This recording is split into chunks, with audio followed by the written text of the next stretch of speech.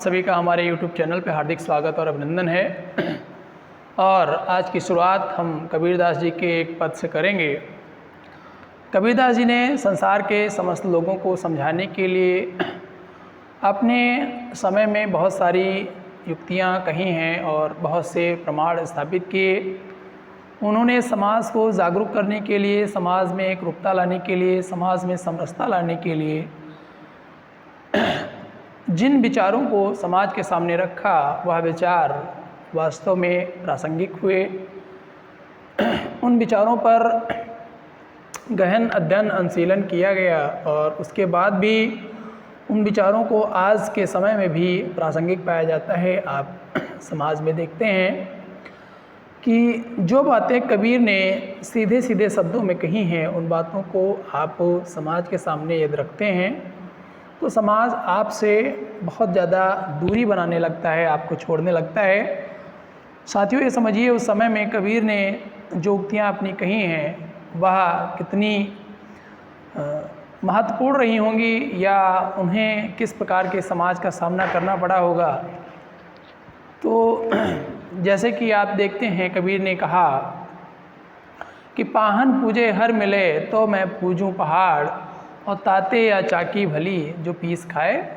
साथियों, कहने का तात्पर्य ये है कि अगर पत्थर के पूजने से ही किसी को, मुझे, आपको या किसी भी व्यक्ति को संसार के यदि ईश्वर के दर्शन हो जाते तो छोटी सी पत्थर पूजने का क्या मतलब है। कोई व्यक्ति बहुत बड़ा पत्थर पूजता, पहाड़ पूजता, और कहते हैं कि उससे तो अच्छा ये है कि व्यक्ति जो संसार में जिस चाकी का पीसा हुआ आटा खाता है, इससे बदलाव तो यही है कि कम से कम आप जिसका पीसा हुआ आटा खाते हैं उसी की पूजा करें, तो ये अच्छा है उस पत्थर को पूजने से बचा। आगे भी कहते हैं समाज के विभिन्न प्रकार के जो समाज में कुरीतिवाद, आडंबरवाद है ना, ये सब चीज़ें व्याप्त थी, तो इन पर वे अपना करारा प्रहार करते हैं। और जैसे मुस्लिमों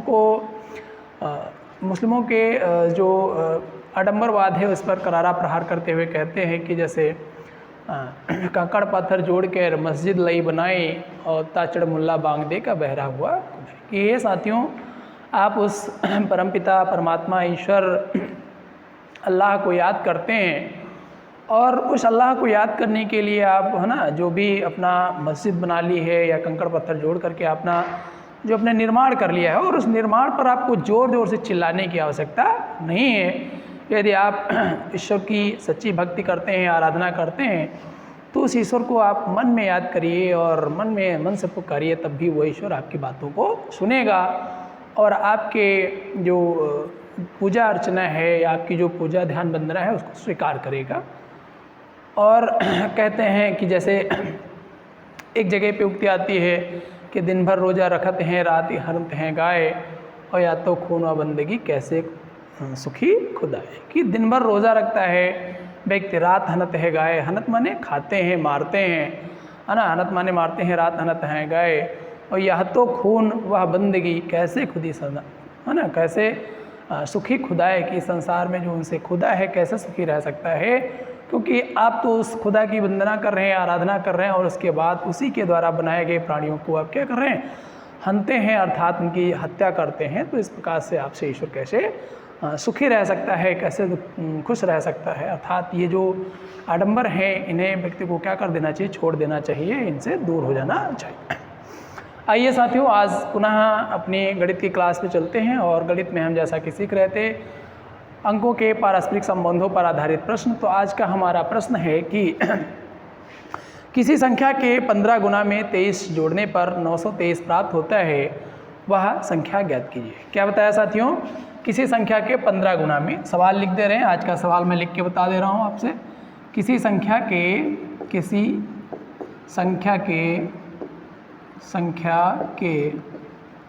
15 गुणा में, किसमें 15 गुणा में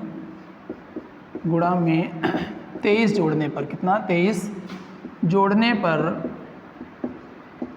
पर 923 प्राप्त होता है, 923 प्राप्त होता है, वह संख्या ज्ञात कीजिए। क्या साथियों, वह संख्या ज्ञात कीजिए।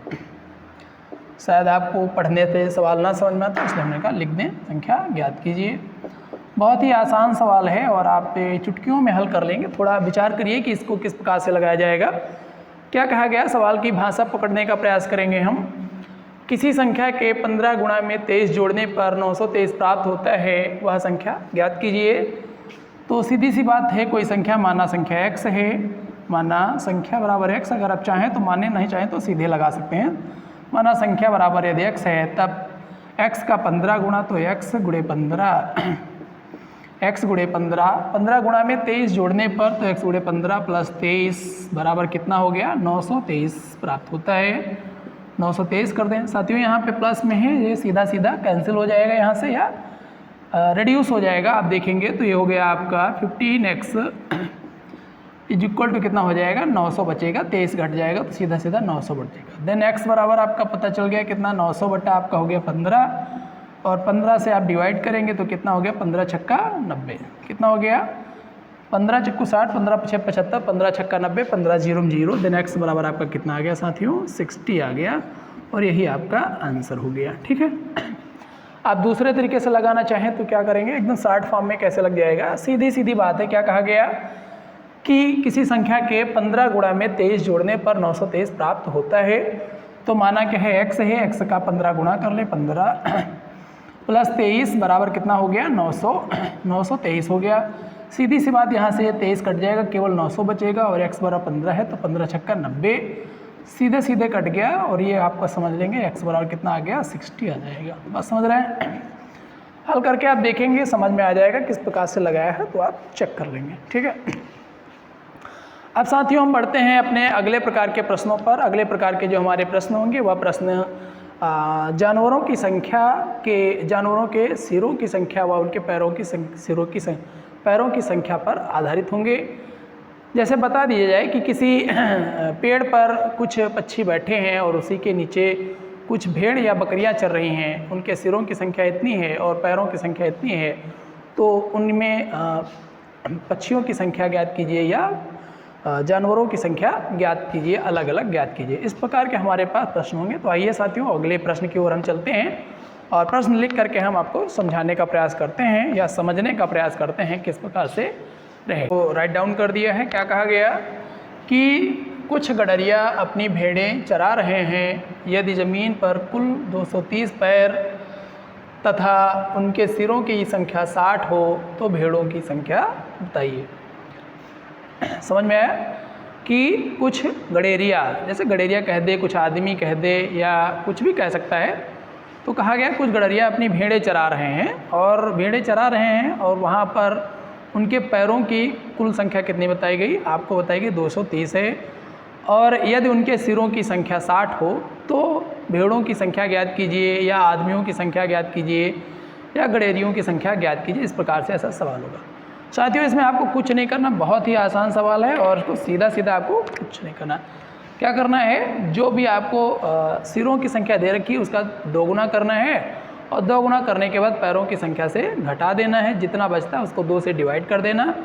डिवाइड करने पर आपको 4 पैर वाले जानवरों की संख्या पता चल जाएगी, और उसके बाद टोटल से उसको घटा देंगे तो आपको 2 पैरों वाले व्यक्तियों की संख्या पता चल जाएगी। ठीक है, देखिए व्यक्ति हों या पक्षी हों, जैसे भी आप देखें। तो क्या बताया गया, कुल पैरों की संख्या यहाँ दे रखी है, तो हम लिख लेंगे कुल पैरों की संख्या। क्या लिखेंगे, कुल पैरों की संख्या, कुल पैरों की संख्या, पैरों की संख्या बराबर कितनी दे रखी है, आपको दे रखी है 230। कुल सिरों की संख्या, क्या, कुल सिरों की संख्या, सिरों की संख्या बराबर कितनी दे रखी है, 60। साथियों अगर कुल सिरों की संख्या 60 दे रखी है, ठीक है, तो हम क्या करेंगे, इसे 2 से गुणा कर दें। तो 2 से गुणा कर देंगे, इसका मतलब क्या हो जाएगा कि आदमियों की हमें संख्या पता चली है, इसको हम अगर 2 से मल्टीप्लाई कर दें तो कितना हो गया, 120 हो गया। इसको अगर हम 2 से गुणा करें, ठीक है, तो हम क्या करें, सिरों की संख्या को 2 से गुणा कर दें, तो सिरों की संख्या का 2 गुना, सिरों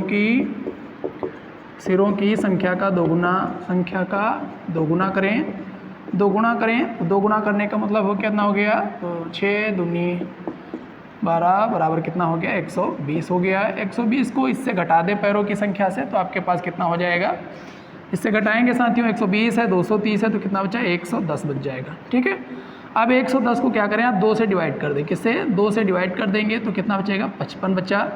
ये जो संख्या प्राप्त होगी साथियों, किसकी प्राप्त होगी, 4 पैरे वाले जीवों की संख्या, 4 पैर वालों की संख्या प्राप्त, 4 पैर वालों की, तो किसकी, चौपायों की संख्या बराबर ये हमें प्राप्त हो जाएगी। किसकी, चौपायों, चौपायों मतलब भेड़ों की संख्या, तो किसकी, भेड़ों की संख्या बराबर, भेड़ों की संख्या बराबर आपको कितनी मिल गई, 55 मिल गई। अब भेड़ों की संख्या मिल गई, कुल कितनी है, इतनी है, तो इसका मतलब गडेरियों की संख्या, किसकी, गडेरियों की संख्या, गडेरियों की संख्या बराबर कितनी है, 60 माइनस 55 बराबर कितना, 5। कितनी आ गई, 5। ठीक साथियों, हल करके देख लें, इसका फार्मूला कैसे लगाएं। आप देखिए, हमें क्या करना है, चेक करना है। तो 4 पैर वाले कितने जानवर आ गए आपके पास, 55 आ गए। ठीक, 2 पैरों वाले कितने आ गए, 5 व्यक्ति आ गए। गुणा करके देख लें, ये है, इसको 4 से गुणा करें तो 5 चक्को 20, 0 हो गया, 5 चक्को 20, 2 22। ठीक, 220 हो गया। और प्लस क्या है, 5 2 पैरों वाले हैं तो 2 से गुणा करें तो 5 दूनी कितना हो गया, 10। इसमें 10 ऐड कर दें तो कितना हो गया, कुल पैरों की संख्या पता चल गई आपको कितनी, 200 कितनी है, 30 आ गई, ये आ गई, आ गई नहीं आ गई। इस प्रकार से हम इसे क्या करेंगे, हल कर लेंगे। ठीक, दूसरे भी कई प्रकार हैं, आप दूसरे प्रकार से भी हल कर सकते हैं। तो हमने जो प्रकार बताया है उसको आप देखेंगे। सबसे पहले आपको क्या करना है, सिरों की संख्या का 2 गुना करना है। 2 गुना करने के बाद आपको क्या करना है, पैरों की संख्या से उसे घटा देना है।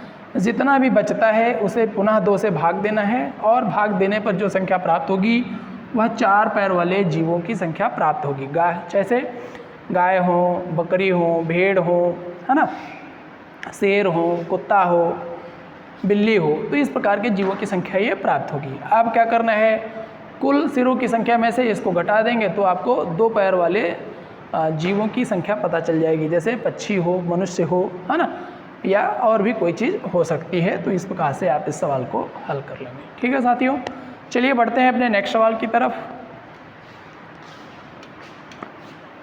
सवाल समझने का प्रयास करेंगे। बताया गया कि एक पेड़ है, पेड़ पे कुछ पक्षी बैठे हैं। पक्षी मतलब आप उसमें कुछ भी ले सकते हैं, तोता है, तिलोरी है, कबूतर है, कुछ भी। तो मान लिया कि एक पेड़ है जिस पर कुछ तोते बैठे हुए हैं और उसके नीचे कुछ बकरियां चर रही हैं। क्या चर रही हैं, बकरियां चर रही हैं।